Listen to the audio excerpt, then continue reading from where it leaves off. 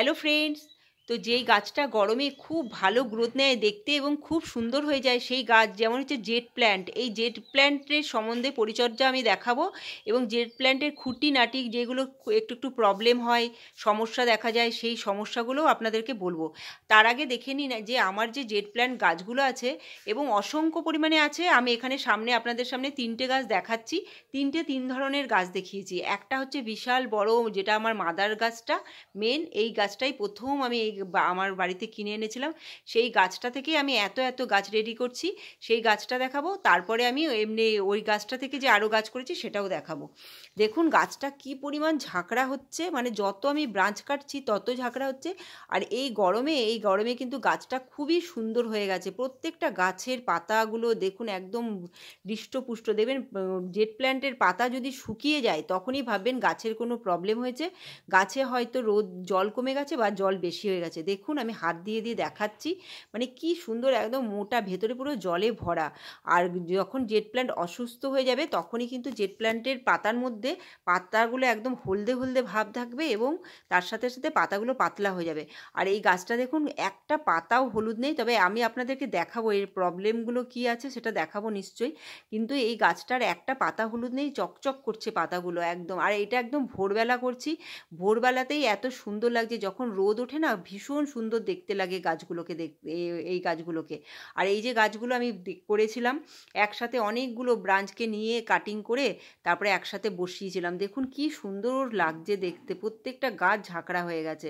এই গাছে মাঝে মাঝে কি করতে হয়, একটুখানি খাবার দিতে হবে, এইটুকু খাবার দিলে, আর রেগুলার জল দিতে হবে, এই কথাটা কিন্তু মাথায় রাখবেন। আর জেট প্ল্যান্ট গাছ কিন্তু ঘরের থেকে বাইরে বেশি ভালো থাকে, যেটা আমি করে দেখেছি যে ঘরে রাখলে অন্যরকম চেহারা হয়ে যায়, যেই বাইরে রাখবো বাইরের রোদটা কিন্তু ভীষণ ভালোবাসে। আর তার সাথে সাথে রেগুলার জল গরমের দিনে। আর যদি ভেতরে রাখেন তবে হয়তো আবার 2-3 দিন পর বার করে আপনাকে জল দিতে হবে আর একটু রোদে রাখতে হবে। রোদটা আপনাদেরকে এই জেট প্ল্যান্টে রাখতে হবে, তবে গাছে এত সুন্দর হবে। এগুলো কিন্তু খুব গুরুত্বপূর্ণই কথা, এগুলো ভাববেন না যে আমি মানে কথাটা বলছি, কিন্তু যারা প্রথম প্রথম জেট প্ল্যান্ট এনেছেন অথচ ভালো করে হচ্ছে না, তাদের জন্য আমি অনেকের গ্রোথ কিন্তু খুব আস্তে আস্তে হয়। কিছু কিছু কারণ থাকে, তারা কি করে ছাওয়ার মধ্যে রেখে দেয়।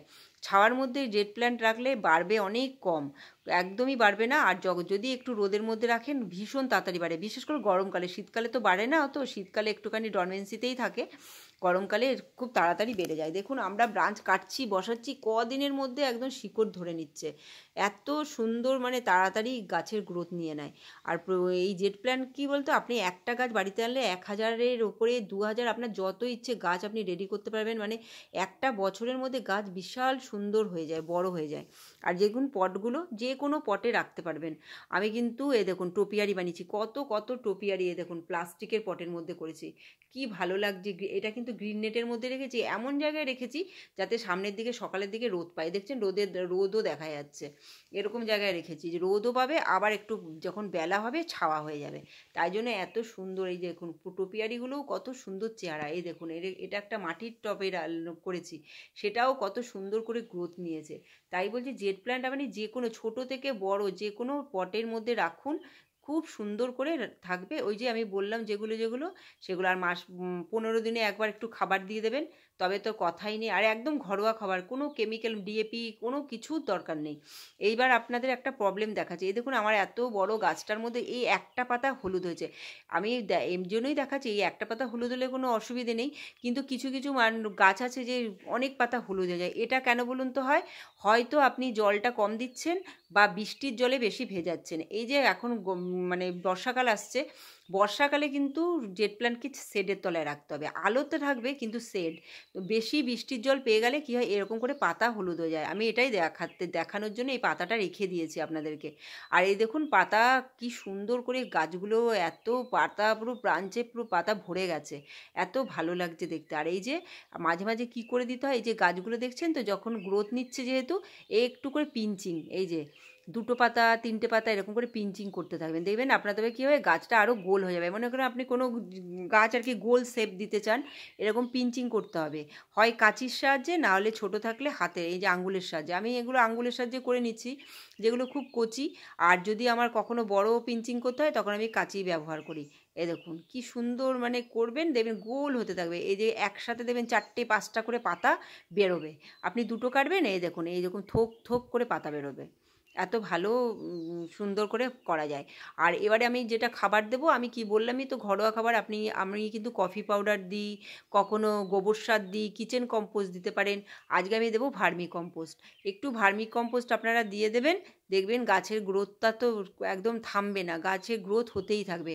আর পাতাগুলোও চকচক হবে। আর পাতাগুলো যদি মানে করলেন একটুখানি হলদে হলদে কালার আসছে, তখন আপনারা অন্য কোনো একটা যেটা পাতা সবুজ করার যেটা সার আছে সেটা দিয়ে দেবেন।